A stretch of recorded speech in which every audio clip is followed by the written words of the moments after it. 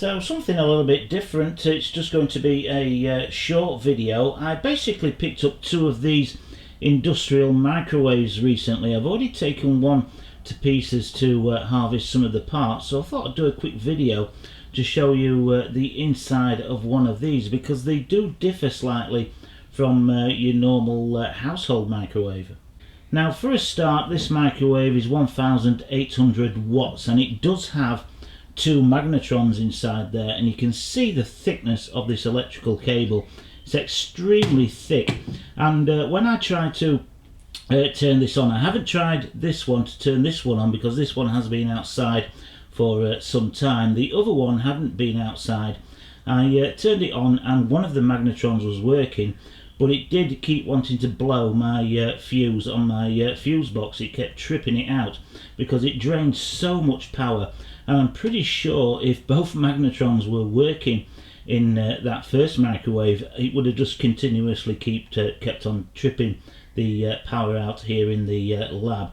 But they really do draw a lot of power, and 1850 watts, apparently they can warm a cup of soup up in under a minute. So on the inside then, the first thing you notice is there's no turntable in here. It's just this flat base, and you can put metal pans into this microwave, no problem at all, as long as they've got no sharp edges. It works fine with a metal pan in here, and that's something you can't do with your microwave at home, but apparently these work just fine. So instead of using a turntable to turn the food so you get an even distribution of the cooking process with the microwaves, because basically it's a standing wave inside here, so you want to rotate the food in and out of that standing wave field to get an even cooking distribution. This has got steerers up in here, and I'll show you them in a moment when we get the top off. But basically it's two metal rods that turn quite slowly and deflect the microwaves into different areas of the cavity, and those steerers do a pretty good job of distributing the microwave field, you know, so you don't get any hot spots on the cooking process, just like you would with a turntable. But the steerers, apparently, from what I've googled, do a much better job at distributing than the turntable. So now that we've got the lid off on the top here, the first things you see are the two waveguides that feed in all that microwave energy into the cooking cavity. And you can see this indentation here. I'm not quite sure what that does. I've never been able to find out. I don't always see it on all microwaves, but on the majority of them, they all have this indentation in here. Whether it just helps to you know, guide the waves down and then out into the cavity, I don't know, but just by looking at this, this is a pretty standard size for 2.4 gigahertz, and you can see the two motors here and here.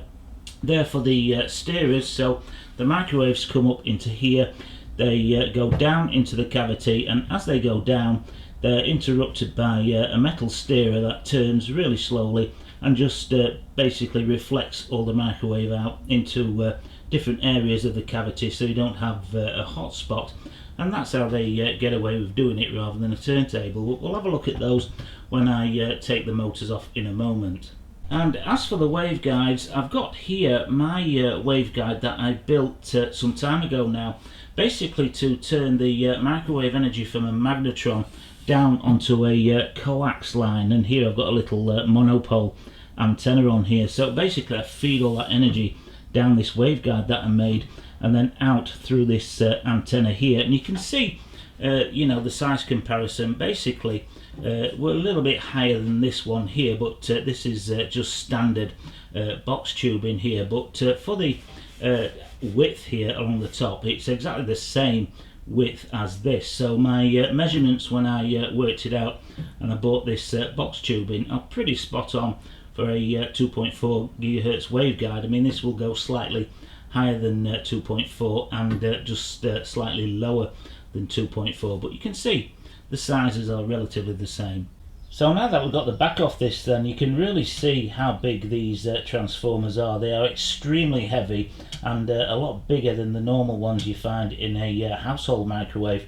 Even the high voltage capacitors are about double the length of the ones that you find in those as well.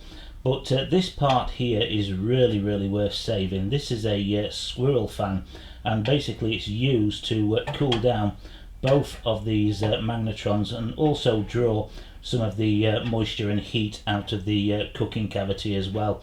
These are really nice. I've got one out already and tested it. Extremely powerful, and I'm thinking of using one of these to create some kind of fume hood for when I'm spraying or gluing to get rid of the fumes out of the lab here, rather than just opening up the door. But yeah, well worth it even just for this. But these transformers, definitely worth saving. Even though I knew this had been stored outside in the weather for the last few months, I still went along and discharged the capacitors and everything else, just to make sure. You should never assume. There's quite a lot of videos on YouTube where people have been playing around with these, and most of the time I'm looking at them and I'm cringing. I've got one eye open. These are extremely dangerous. These will kill you, and don't play around with one of these unless you know what you're doing. So here's a look at the steerers then that this microwave uses instead of a turntable. Basically this white stuff here is a dielectric, and the microwaves enter the cavity here. Through here they you know, get fed through the waveguide, exit through this, they hit the steerer. Those that don't hit the steerer bounce around on the inside here. The steerer turns quite slowly around, and as microwaves come back into contact with this and get reflected off again around the microwave, and basically that just steers all the microwave emissions up inside the oven itself, so it cooks nice and evenly. It's a different way of doing it to the more traditional turntable that you see. So this is basically everything that I've salvaged from the microwave oven then. Two very nice magnetrons, hopefully fingers crossed at least one of them will work, and we've got the squirrel fan there that is really powerful. Two very powerful transformers there. You can see the grease and the mess that was inside this microwave. You know, restaurants clean the inside cavity of the microwave and the outside, but these grease deposits that build up over time inside appliances like that's pretty disgusting. And if I hadn't already taken apart the first one, I thought with the first one I had a hidden screw. Basically it's held down by 4 nuts and bolts there, and I couldn't get it to come away, and it's basically just the same as the first one, just held down with all this grease and fat, so it's a pretty yucky stuff. And I've got the little steerer motors as well. They are 120 volt apparently on the label, so I don't know if they're going to be much use for me. And I've got quite a few tactile switches as well. And as for the size of these magnetrons, this is a magnetron. This is a 700 watt magnetron out of a household microwave. I've painted it black because I'm going to be using this in a project, but you can see the size difference there.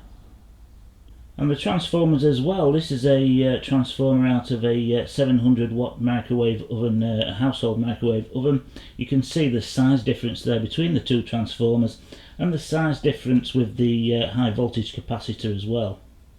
And another good thing to save as well are these thermal cut-off switches. I've got a box full of these, so I don't really need any, but if you come across an old microwave, I'd definitely save a few of these, because they can come in handy for different projects.